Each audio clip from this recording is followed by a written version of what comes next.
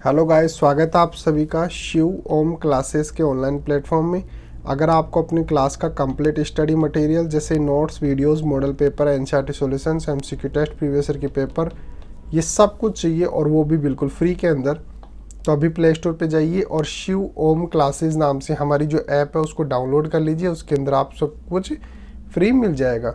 साथ के साथ ये हमारा व्हाट्सअप नंबर है, इसको भी आप सेव कर लीजिए 86 96 85 85 8696608541।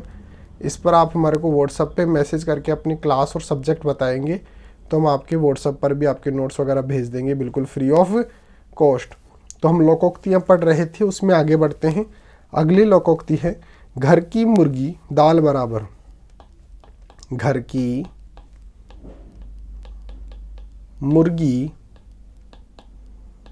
दाल बराबर। तो घर की मुर्गी दाल बराबर लोकोक्ति का अर्थ और वाक्य के अंदर प्रयोग हम किस प्रकार से कर सकते हैं वो हमारे को देखना है। तो घर की मुर्गी दाल बराबर लोकोक्ति का अर्थ होता है सरलता से मिली हुई वस्तु का महत्व नहीं होता। सरलता से मिली हुई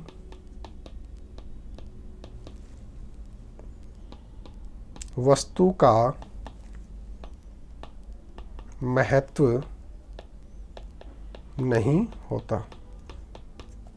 अर्थात जो वस्तु आसानी से मिल जाती है उसका महत्व समझ में नहीं आता।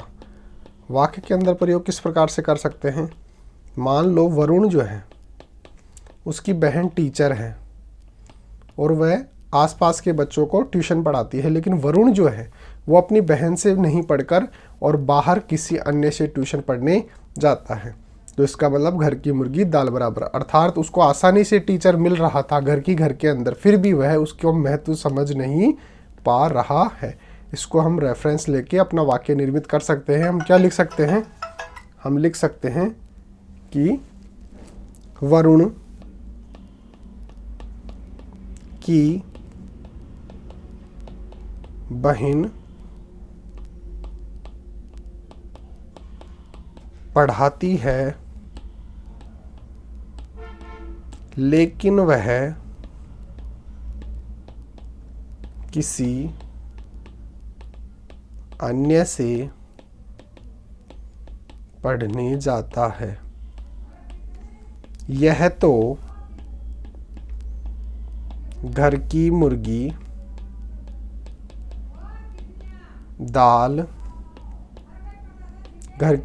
दाल बराबर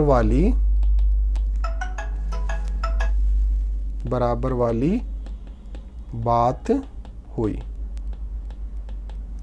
तो घर की मुर्गी दाल बराबर लोकोक्ति का अर्थ क्या हो गया, सरलता से मिली हुई वस्तु का महत्व नहीं होता है। वाक्य क्या लिख सकते हैं, वरुण की बहन पढ़ाती है लेकिन वह किसी अन्य से पढ़ने जाता है। यह तो घर की मुर्गी दाल बराबर वाली बात हुई। इस प्रकार से हम इसका अर्थ और वाक्य के अंदर प्रयोग कर सकते हैं। तो बने रहिए शिव ओम क्लासेस के ऑनलाइन प्लेटफॉर्म के साथ।